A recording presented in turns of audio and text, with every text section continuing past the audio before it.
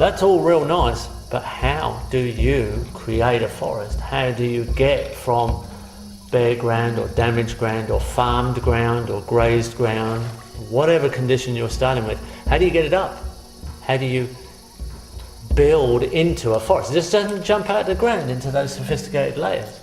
So we've got to look at imitating how nature repairs itself. How does the succession function in nature?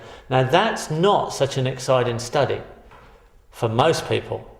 If you're a permaculturist, if you study permaculture as a design system, it's much more interesting than the forest itself. At climax,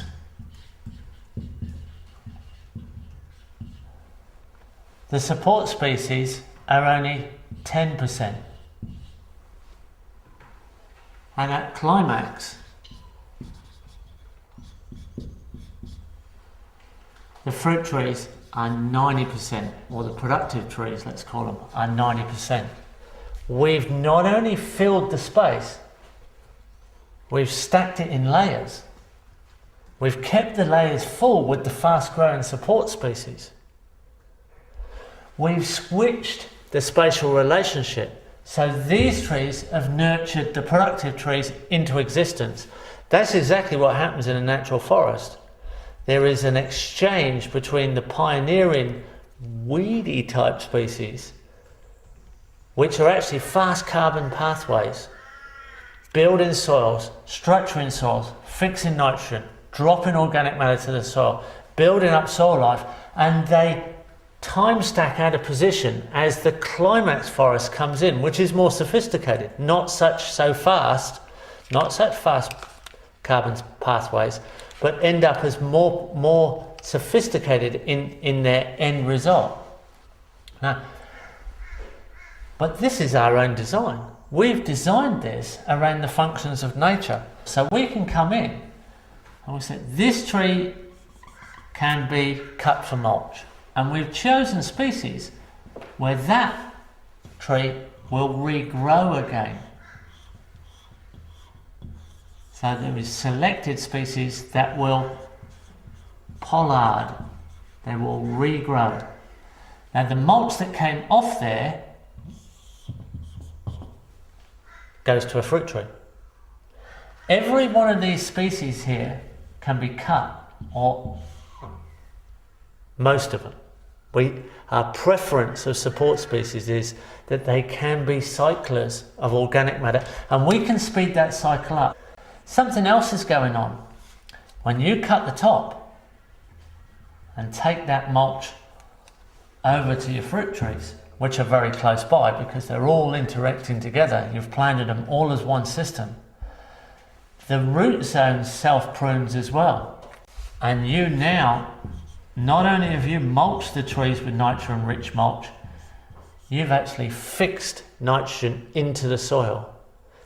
All this happens in nature around the life cycles of these elements.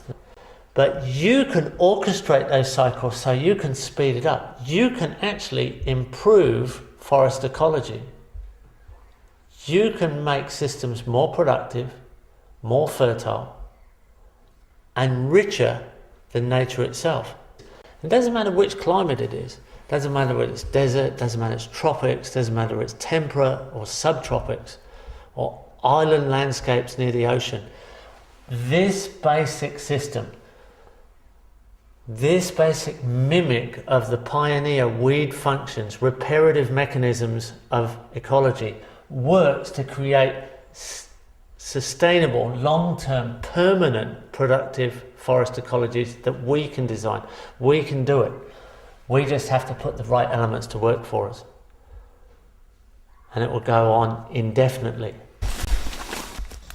Here we are in a food forest that's about 9 years old, and we've got a complete overstory here. There's been no maintenance for at least 7 years. It's regulating itself exactly like a forest. It's maintaining itself like a natural forest. But this is a classic example of how food forests continue to function even without any maintenance, years and years and years after anybody's touched them. So it's very reassuring that these systems will just keep running on their own. You could come in here with just a little bit of manual labour and a few hand tools and get this completely maintained in just a day or two with 1 or 2 people. You wouldn't have anything left to do. All of this was 7 years ago. All of this was grass, and there's custard apples and loquats and citrus and rose apple and hoop pine and coffee and mulberry and white sapodi, macadamia, some native trees, silky oak and casuarina. It's our testament as designers, really, that we can produce high quality soil, very stable ecosystemic forests that'll produce indefinitely. It should encourage people that we can inhabit the earth forever, really, with very little effort and an ongoing systems that are permanent. We can be very confident that the future can look extremely bright, healthy and productive, and with quite a lot of time on our hands. This is an unmaintained system for 7 years. With a little tiny bit of work, it could be a bit more productive. It couldn't be a lot nicer to be in, actually. It is a forest. It's a Garden of Eden, really. It's exactly a Garden of Eden. What more could you want?